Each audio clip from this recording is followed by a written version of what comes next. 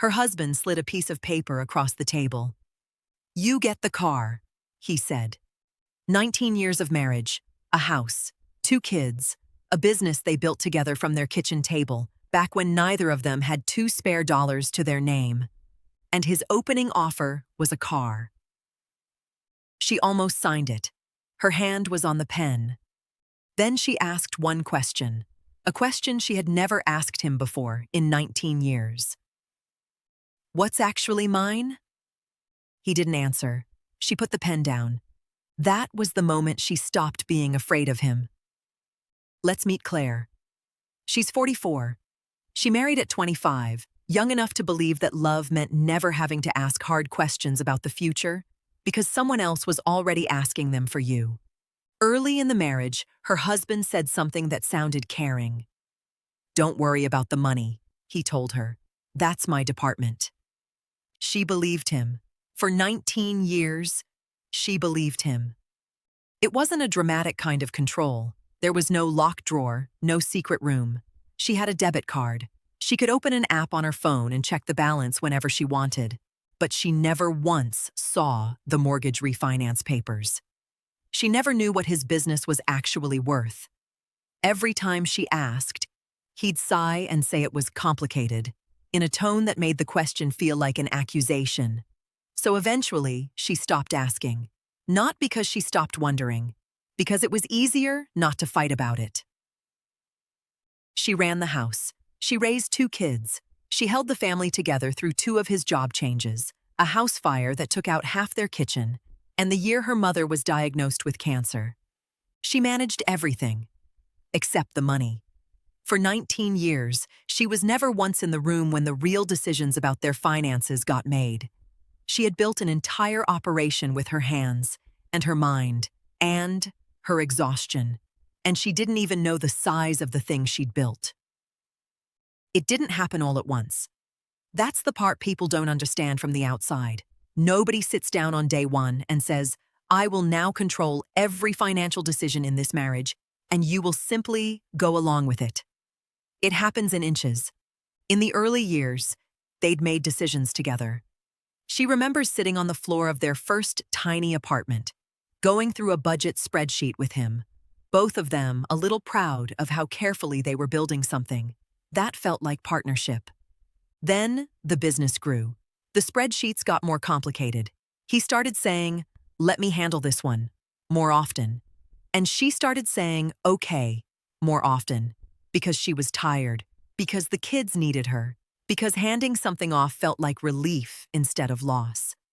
By year 10, "Let me handle this one," had quietly become, "I handle all of this." Nobody announced the shift. It simply happened, the way water erodes stone, so slowly that neither of them could point to the exact day the shape of things changed. Her closest friend, a woman named Dana who'd known her since college, used to gently push back on it at dinners. "Do you actually know what you 2 are worth?" Dana would ask, half joking, and Claire would laugh it off. "He's got it handled. I trust him." She meant it every time she said it. That's what made it so hard to see clearly, even years later. It wasn't a lie she was telling herself to survive something painful.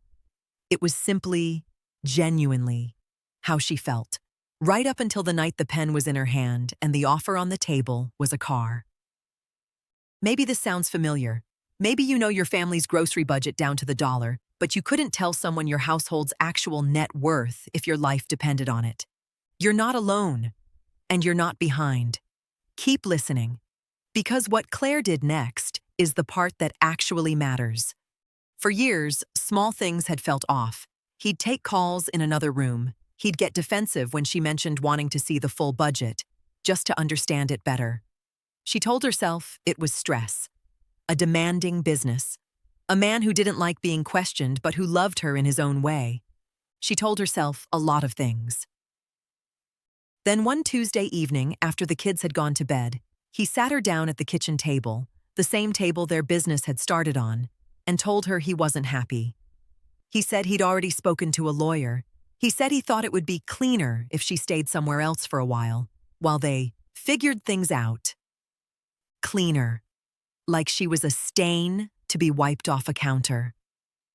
That night, in her sister's guest room, lying on a mattress that wasn't hers, in a house that wasn't hers, Claire didn't cry herself to sleep.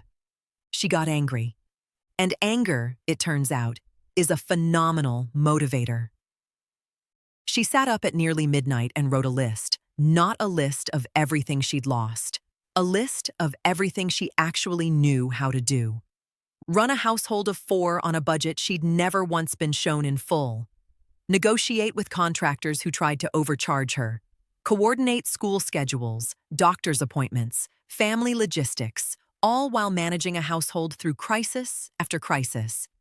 She had been doing the job of an operations manager for 19 years, completely unpaid, with her name attached to none of it. She just never once understood the money behind any of it. Her first meeting with a divorce lawyer changed everything. Her name was Patricia, sharp, direct, no wasted words and no patience for self-pity, which, it turned out, was exactly what Claire needed. Patricia asked one simple question. What are your assets? Claire opened her mouth. Nothing came out. Patricia had heard this silence before, more times than she could count in nearly 20 years of family law. She didn't flinch, and she didn't make Claire feel small for it. She simply said, "That's exactly why you're going to learn, starting today."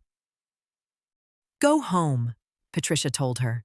"Pull 6 months of statements on every single account you can access, even the boring ones, even the ones you never check. Read every line, not just the balance.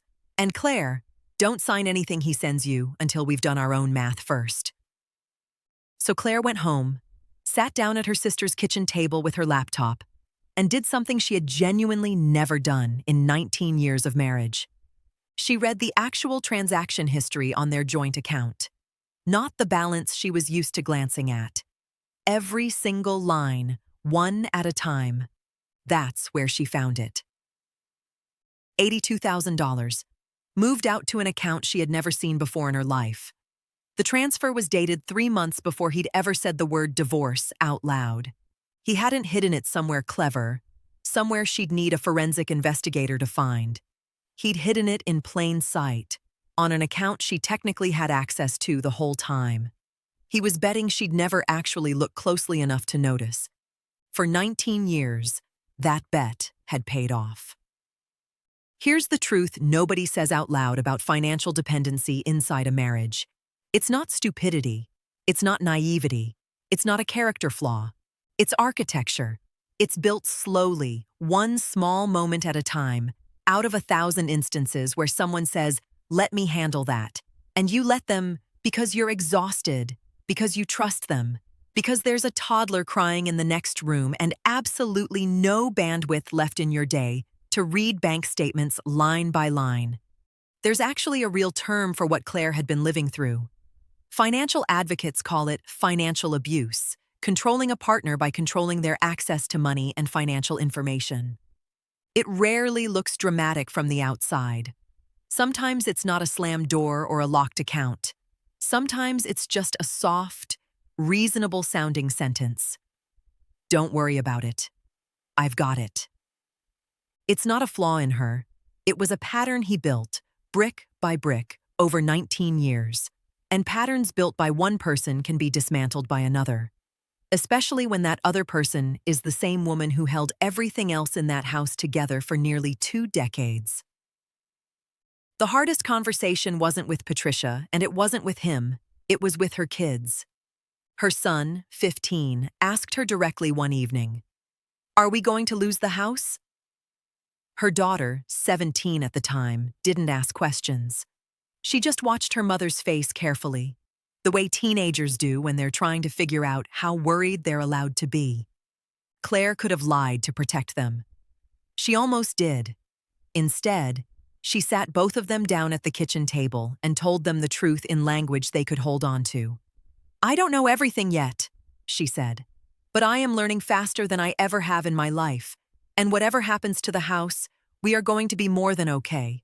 I promise you that." She didn't know, in that moment, if the promise was fully true. She made it anyway, because her kids needed something solid to stand on, and because some part of her had already decided she was going to make it true, whether or not it felt true yet. Finding that transfer should have destroyed her. Instead, it lit something. She printed the statement. She highlighted the transfer in yellow, and she walked into Patricia's office and put it directly on the desk. Patricia looked at it. Then she looked at Claire. "You just found in one afternoon," she said, "what most of my clients need a forensic accountant to find." That transfer changed everything about the shape of the negotiation. It wasn't simply an unfair split anymore. It was evidence. And evidence has leverage. Patricia used it. In the following weeks, the tone of the settlement conversations shifted entirely. His attorney stopped stalling.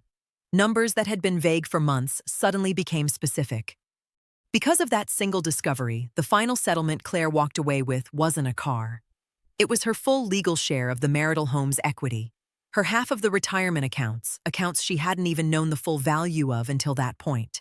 And, because Patricia used the hidden transfer as direct leverage, a corrected, honest valuation of the business he'd spent nearly a decade insisting was too complicated to explain. That settlement is what let her open her very first solo bank account in 19 years. No joint login, no shared app, just hers and hers alone. The bank asked what she wanted to name the account. Claire laughed and cried at the exact same time. "Mine," she said. "Just put, mine." For the 2 weeks that followed, every single evening after the kids went to bed, Claire sat with a legal pad and her laptop and taught herself what she'd never been taught. What an asset actually was. What a liability actually meant. How a small business is genuinely valued, not the vague, shrugging number she'd been fed for years. By the time of the final settlement meeting, she was the one who caught his lawyer trying to undervalue the business by almost 40%. Using outdated revenue figures from 2 fiscal years earlier. She caught it. Not her attorney. Her. Patricia told her afterward, with something close to real pride in her voice.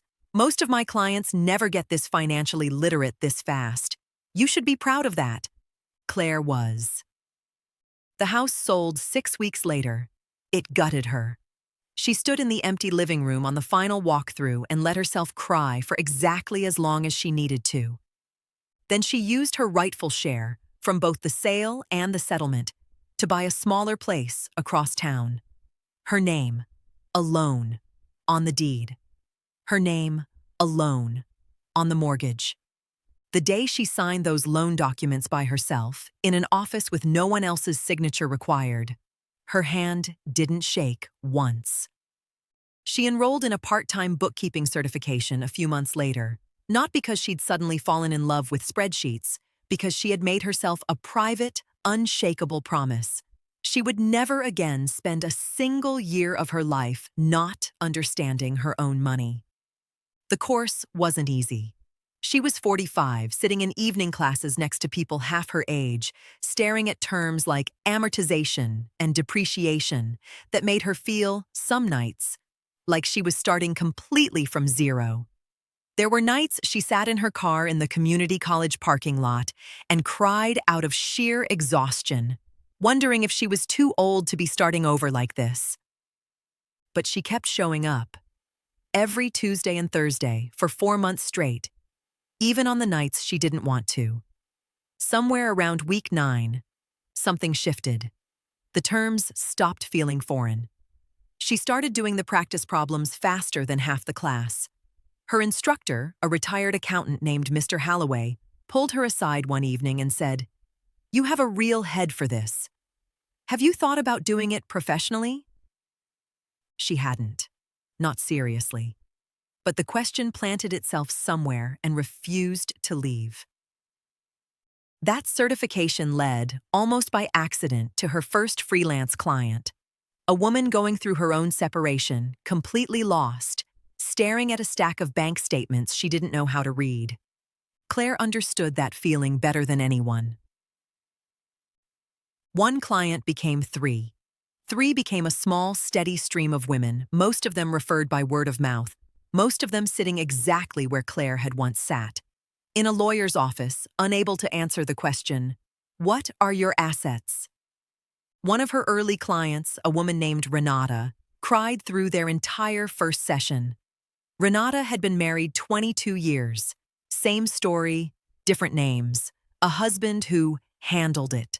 A business she couldn't get a straight answer about. A silence where financial literacy should have been. Claire didn't just hand Renata a spreadsheet and walk away. She sat with her, the way she wished someone had once sat with her, and explained what an asset was, what to ask for in discovery, which questions her own lawyer needed to be pushing harder on. 3 months later, Renata sent her a message that read simply, "I opened an account today. I named it Mine Too." Claire kept that message. She still has it. She named the business after the question that had started her whole rebuild. What's actually mine? About a year into building the business, her ex-husband called her out of nowhere. Not about the kids, not about anything urgent. He'd heard, through mutual friends, that she was doing well, and he wanted to know if she'd consider helping him sort out some things with his own finances. His business had hit a rough patch. He said it lightly, almost like a joke, the way he used to say things when he wanted her to say yes, without thinking too hard about it. For a half a second, old instinct kicked in. The instinct to help, to smooth things over, to be useful the way she'd always been useful. Then she remembered the pen in her hand at that kitchen table. She remembered, "You get the car." "I'm not available for that," she told him, calm, not cruel, just finished. He tried again, lighter this time, almost teasing, the way he used to tease her out of a no. She didn't take the bait. She didn't owe him an explanation, and for the first time in her life, she didn't feel the need to give him one. She hung up the phone, sat with the quiet in her own kitchen, in her own home, and felt something settle in her chest that she didn't have a name for yet. It wasn't triumph exactly. It was closer to peace. 2 years after the divorce was finalized, Claire sat at her own kitchen table, in her own home, going through her monthly numbers on a quiet Sunday evening. Not out of fear this time, out of habit, out of ownership. Her daughter walked in, 19 now, home for the weekend from her first year of college, and asked what she was doing. Claire looked up and said, "Making sure I know exactly what's mine, so no one can ever hand me a piece of paper, call it fair, and expect me to say thank you." If you're sitting in your own version of that guest room tonight, hear this clearly. You don't need to have been locked out of every single account to have still been kept in the dark. You just need to start actually reading the statements, not only checking the balance. Ask the question Claire asked, even if your voice shakes when you say it out loud for the first time. That number, whatever it turns out to be, was never his to obscure from you. It was always yours. You just hadn't read the fine print yet. Claire's story isn't rare. It's one of thousands. Maybe it's already yours. Either way, knowing what's yours is only the first step. Knowing how to grow it, protect it, and never hand your power to another person again. That's a different story entirely. If any part of Claire's voice sounded like yours tonight, don't leave this the way you found it. Subscribe now so you're here when she tells you exactly what she built next. She's not done, and neither are you.